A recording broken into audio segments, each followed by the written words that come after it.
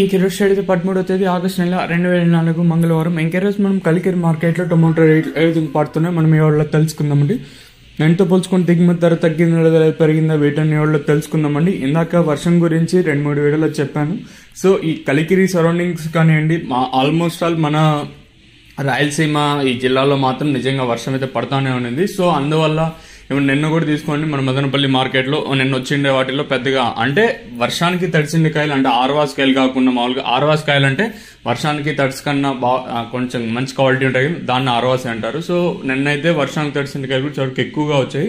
So ఇదే ఇదే సీనే మన కలికిరి మార్కెట్లో కూడా రిపీట్ అయింది. ఓవరాల్ గా పెద్దగా అంటే వచ్చిండే వాటిలో ఎక్కువగా వర్షానికి తడిసిండే కాయలు వచ్చాయండి. అందుకే ఈ రోజు కూడా పెద్దగా నెంబర్ 1 క్వాలిటీలు అయితే లేవు. సేమ్ నిన్న జరిగినట్లు ఈ రోజు కూడా వేలంపాట్లనే జరుగుతున్నాయి.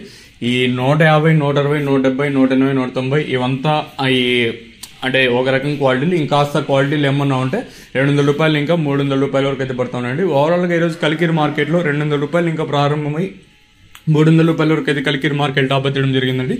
నిన్న కూడా 300 సూపర్ టాప్ పడింది, ఈ రోజు కూడా 300 పడింది.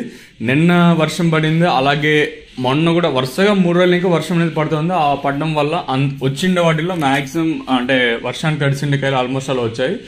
ఒక 70 ఇంకా 80-90% అవే వచ్చాయండి ఓవరాల్ గా చూసుకున్నట్టయితే. సో ఇది వచ్చేసి మెయిన్ మ్యాటర్ వచ్చేసి కలికిరిని ఇంకా మన మదనపల్లి మార్కెట్ లో ఏ విధంగా వెళ్తాయి చూడాలి. ఓవరాల్ గా ఈరోజు కలికిరి మార్కెట్ లో 200 రూపాయలు ఇంకా ప్రారంభమై 300 రూపాయల వరకు అయితే కలికిరి మార్కెట్ టాప్ చేయడం జరిగింది. ఇదండి ఇన్ఫర్మేషన్ కలికిరి మార్కెట్ ఇంకా